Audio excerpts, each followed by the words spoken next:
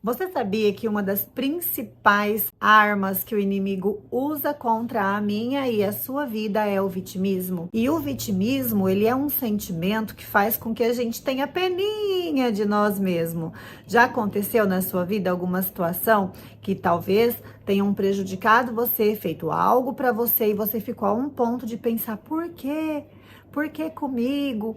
Então nós temos que tomar muito cuidado, porque isso nada mais é do que uma armadilha. Meu nome é Érica Cavalari e no nosso Café com Pílula de Conhecimento eu quero compartilhar uma palavra libertadora para a sua vida, que vai fazer com que você viva livre e não seja mais escrava do seu próprio sentimento. Vamos ver o que a Bíblia fala sobre isso.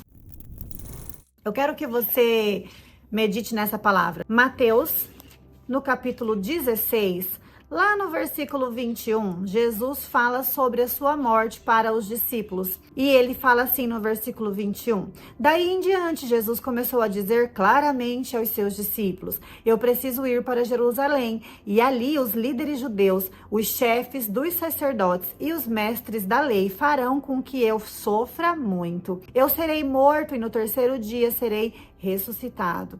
Então Pedro... Olha Pedro, né? Audaciosíssimo. Então Pedro o levou para um lado e começou a repreendê-lo. Você consegue imaginar essa cena? Pedro repreendendo Jesus?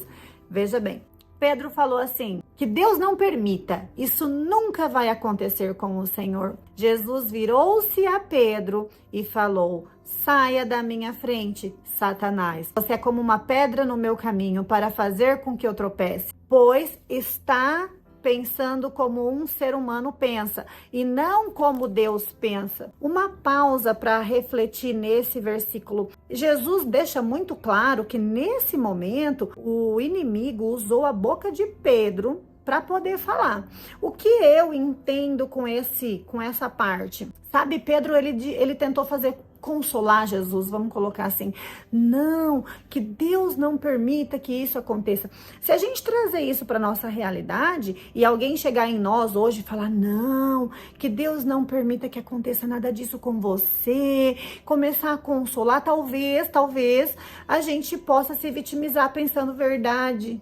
É verdade, que Deus não permita, tadinha de mim, eu não mereço, por que eu tenho que passar por isso? Ô Senhor, e comece a murmurar, e comece a se vitimizar, e comece a ser guiada pelos sentimentos. Então, quando a gente permite que esses sentimentos comecem a nos guiar, nós perdemos o controle da nossa vida e também das nossas decisões. Por isso que a Bíblia fala que um dos frutos do Espírito Santo é o domínio próprio. O domínio próprio é a gente ter domínio sobre os nossos sentimentos e pensamentos e não deixar com que ninguém e nenhuma situação nos tire do foco. Foi o que Jesus falou para Pedro, entre aspas, porque ele estava sendo usado, né, Pedro, pelo inimigo. Então Jesus falou, arreda o pé daqui, porque você está pensando como homens e não como Deus pensa. Então não seja uma pedra de tropeço no meu caminho. Vamos seguir aqui. E Jesus disse aos seus discípulos: se alguém quer ser meu seguidor, esqueça os seus próprios interesses. Esteja pronto para morrer, como eu vou morrer, e me acompanhe. Se alguém quiser ser seguidor da palavra de Deus, nós precisamos deixar de lado os nossos próprios interesses. Porque muitas vezes a gente acaba sendo egoísta, e eu digo por mim também. Muitas vezes a gente acaba sendo egoísta em pensar só em coisas materiais, só em nossas próprias realizações, só em comprar aquilo que vai satisfazer o nosso ego, só em ter, e acabamos deixando de lado ou para último plano a palavra de Deus. E olha o que Jesus fala sobre isso. Pois quem põe os seus próprios interesses em primeiro lugar nunca terá a vida verdadeira, mas quem esquece a si mesmo por minha causa terá a vida verdadeira. O que adianta alguém ganhar o mundo inteiro, mas perder a vida verdadeira? Pois não há nada que poderá pagar para ter de volta essa vida. Então, o que Jesus está falando claramente para mim e para você nessa manhã? Ele está dizendo, Vamos nos despertar. Nós precisamos se despertar e parar de ser escrava de coisas materiais, deixar com que as pessoas fiquem ditando as regras da nossa vida, sendo que Jesus já deixou para nós esse manual, que é a palavra, que é a nossa videira, que é dali que vai ter frutos para que a gente possa se alimentar e que possa também contagiar as pessoas através do nosso comportamento, através das nossas atitudes,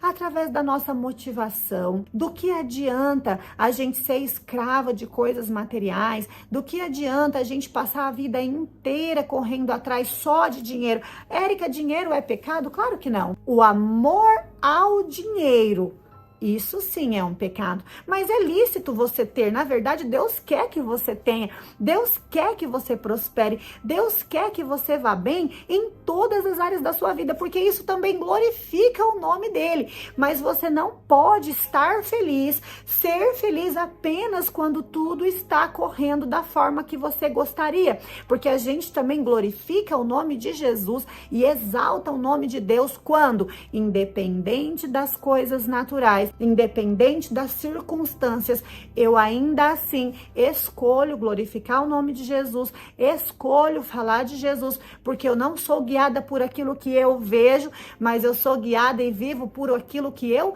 creio. E se a gente crê nessa palavra, nós não podemos se deixar ser abalado por qualquer situação. Sabe? A fé, ela não nega os fatos. E você vai passar por opressão, assim como eu, assim como muita gente. Porque Jesus não nos iludiu. Ele falou, no mundo tereis aflições, mas tenham bom ânimo, porque eu venci o mundo. E ter bom ânimo mediante as aflições não é um sentimento de tá acontecendo uma opressão e eu tô comemorando. Não é sobre isso. Mas ter bom ânimo é uma atitude que eu escolho ter de forma racional. Não importa o que eu sinta, eu escolho abrir a boca e declarar a palavra mediante toda e qualquer situação. E ele termina dizendo assim, ó, pois não há nada que poderá pagar para ter de volta essa vida. Então as pessoas às vezes correm tanto atrás de coisa material e a vida dela passa. E tudo isso que foi conquistado não vai poder usar toda essa fortuna, tudo isso para comprar de volta essa vida. Então o que adianta conquistar tantas coisas nesse mundo e perder a verdadeira vida que é a salvação? De novo, é lícito. Você pode prosperar, é da vontade de Deus que você prospere, mas isso não pode ser o centro das suas atenções, porque o centro da sua atenção tem que ser o Senhor. E ele conclui, pois o Filho do Homem virá na glória do seu Pai com os seus anjos e então recompensará cada um de acordo com o que fez. Que passagem linda, né? Que palavra maravilhosa para a gente meditar durante toda a semana, durante todo o mês. Então eu quero que você comece a pensar aí qual tem sido a sua prioridade na sua vida, o que você tem olhado, onde está colocando toda a sua energia. Decida e escolha se alimentar, porque no dia, se alimentar da palavra, porque no dia da opressão, quando algo te aperta, vai sair de dentro de você, vai sair para fora aquilo que tem dentro de você, ou seja, aquilo que você tem se alimentado, que é a palavra, quando chegar a opressão, você vai abrir a boca e vai falar o que está dentro. E eu espero que dentro de mim e de você esteja todos os dias a palavra, porque é ela que vai vencer toda e qualquer situação. O Deus ao qual a gente serve, ele é o mesmo de ontem, ele é o mesmo de hoje e ele vai ser o mesmo amanhã, porque ele não muda. E é da vontade dele que você tenha vida e que a tenha em abundância. Seja você abençoada na prática dessa palavra. E se você gostou desse vídeo, curte aqui para eu saber. Assim você também vai estar ajudando para que esse conteúdo chegue a mais pessoas, dentro de mais lares, para que todos nós sejamos uma corrente do bem. Termino aqui a pílula de hoje e até a próxima.